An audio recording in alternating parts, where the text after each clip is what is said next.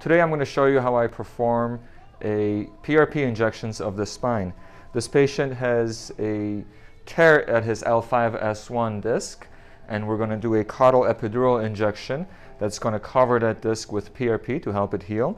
And he also has some instability at the L5-S1 vertebrae levels. So I'm going to do PRP around those ligaments to give it some stability so it doesn't move.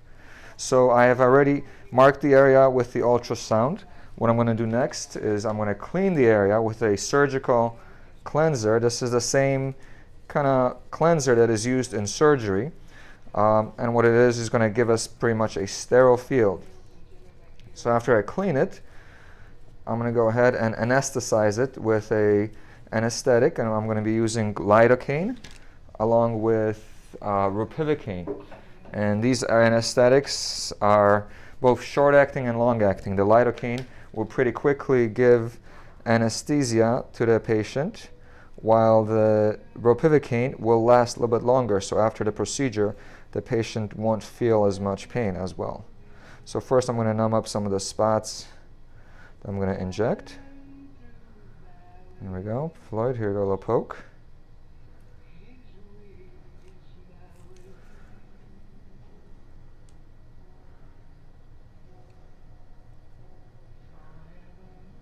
All I'm doing is anesthetizing the areas that I'm going to be injecting, and this makes the procedure a little bit less uncomfortable. So as I mentioned earlier, we're going to be treating the disc that has a tear in it with a caudal epidural. He is already numb and sterilized, so what I'm going to do is I'm going to take some of the PRP and inject it through his tailbone, and that's going to bring the medication all the way to that L5-S1 disc. And it's going to start the whole healing process. Right here, and my needle is going to come right in there, and that's the sacral ligament. Once I cross it and I inject medication in there, it's going to go straight up to the spine. All right, I'm in that space. Shannon, if you can give me a Doppler, please. Now we're going to see the medication flow in there. Okay, bring it up a little bit. Are you doing okay, Floyd? Mm-hmm. How's the pressure? Nothing right now. Okay, good. You can turn it off. So we know that the PRP is going inside, and as I push the fluid in, it's going to travel up towards the spine. How's the pressure? Variable. Okay. Please let me know if it becomes a little bit more than bearable. So with the caudal epidural, the idea is to get enough fluid that's going to flow up to the spine and to the discs and nerves that we're trying to address. At this particular case, I'm trying to get the PRP around the L5-S1 disc and the L5-S1 nerves as well on the left side. So as the medication or the PRP travels up, it's going to cover the nerves and the disc and stimulate the whole healing response. How are you doing? How's the pressure? Pressure's okay. Very good. I can actually feel it in my toes. Yeah, the patient will feel some of the pressure into their legs as the PRP travels up the spine. So now that I am done with the caudal epidural and the discs and the nerves are covered, my next goal is to inject the ligaments of the L4, L5, and S1 vertebrae. The idea is to stabilize them to prevent them from moving. This patient has some instability at L5-S1, and the whole idea is to inject around those areas, all the ligaments, the muscles, to stabilize it as much as possible. Don't take it off yet. Hold it. So this PRP, as you can see, it's nice and amber. It's not red, so there's no red blood cells. We find that PRP that's amber without the red blood cells tends to be less inflammatory and less painful. So that's the one we produce. There's a lot of different ways to produce PRP.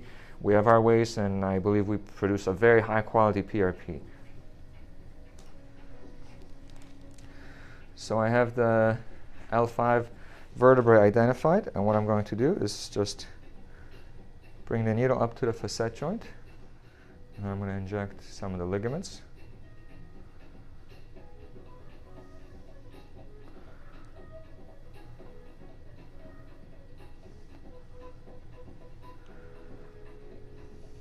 Okay, I'm going to move on to the second level. Now we're going to go to L4.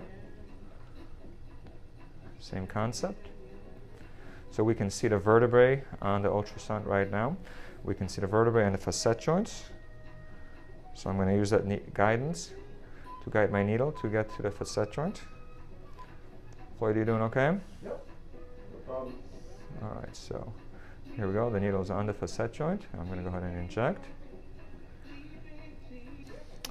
Now it's very important also to stabilize the sacroiliac joints, as these are kind of like the base of the spine. Shannon, can you decrease the depth for me? And increase the gain. So we're going to inject around the sacroiliac ligaments. Increase depth 1.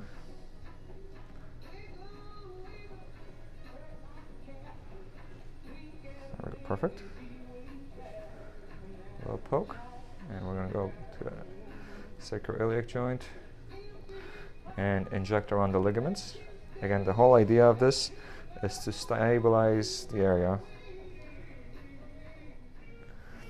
So we are done with the left side. Now I'm going to work on his right side, L4, L5 facets. And what we're going to do is make sure, again, stabilize the ligaments on both sides. So it is very important when you're treating the spine to treat both sides to really get nice stability. This way the spine is going to feel more stable, and it's not going to move as much, and those discs are not going to degenerate as much. As in this case right here, that L5 S1 disc really needs a little bit of help. So we're going to provide that by getting the ligaments nice and thick and strong. So now that the patient has PRP around his discs inside the epidural space and PRP around the ligaments of the L4, L5, S1 vertebrae, next phase will be healing. The whole idea is for the next couple weeks, his body is going to create a response where stem cells, fibroblasts, and other cells come in and start the whole healing process. And the patient will feel a little sore for a couple of days, maybe up to a week. But after that, the patient will start feeling better and better, and the segments are going to start feeling more stable, and the spine will heal. So that is his next phase, and we'll see how he does.